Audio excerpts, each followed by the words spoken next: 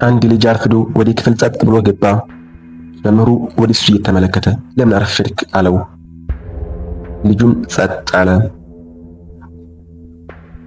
መምህሩ በላዩን ተቀመጥ፣ ደግመህ ግን እንዳታረፍድ አለው። ከብዙ ቀናቶች በኋላ አንድ ቀን በድጋሚ ልጁ አረፈደ። መምህሩ በመበሳጨት እኮ በድጋሚ አሁንም አረፈድክ አለው። ልጁ አሁንም ዝምታን መረጠ። አንድ ቀን መምህሩ እውነቱን አየ።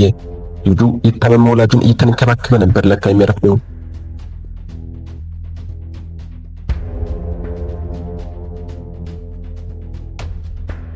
ያ ቅጽበት መምህሩን አሳዘነውና ልቡ ተሰበረ። ልጁ ላይ በጣም ፈጥኖ እንደፈረደ ተገነዘበና አይኖቹን በእንባ ተሞሉ። መጽሐፉን በሽፋኑ አትመዝነው የሚባለው ለዚህ ነው። እያንዳንዱ ሰው አንተ የማታውቀው ትግል ውስጥ ነውና ያለው። ሁልጊዜ ደግ ሁን፣ ሁልጊዜ ለሰዎች ደግ እንሁን። ምክንያቱም እያንዳንዱ ሰው እኛ የማናውቀው የራሱ የሆነ ከባድ ትግል ውስጥ ሊሆን ይችላል። ከመፍረዳችን በፊት ለመርዳት እንሞክር። በሰው ላይ ከመፍረድ በፊት ለምን እንደዛ ሆነ ብለህ ጠይቅ። ደግነት ዋጋ አይጠይቅም፣ ግን ትልቅ ዋጋ አለው። ሁሌም ደግ እንሁን። እናንተስ በዚህ ልጅ ቦታ ብትሆኑ ምን ታደርጉ ነበር? መምህሩስ ያደረገው ነገር ትክክል ነውን? ሐሳባችሁን በኮሜንት አጋሩ። ይህ ቪዲዮ ካስተማራችሁ ላይክ ማድረጋችሁ እንዳትረሱ።